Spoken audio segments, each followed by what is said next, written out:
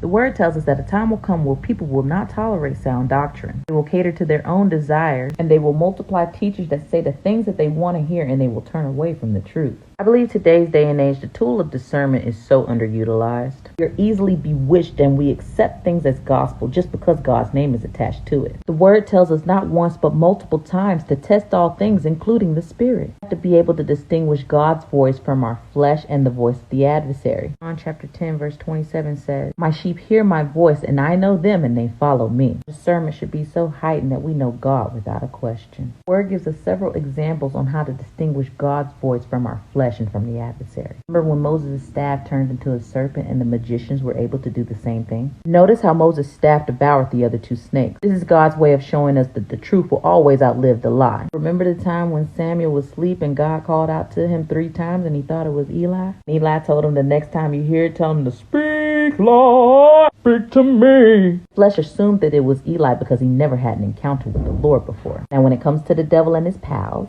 he mixes in lies with the truth. Take a look at Adam and Eve. Surely you won't die. Who told you that?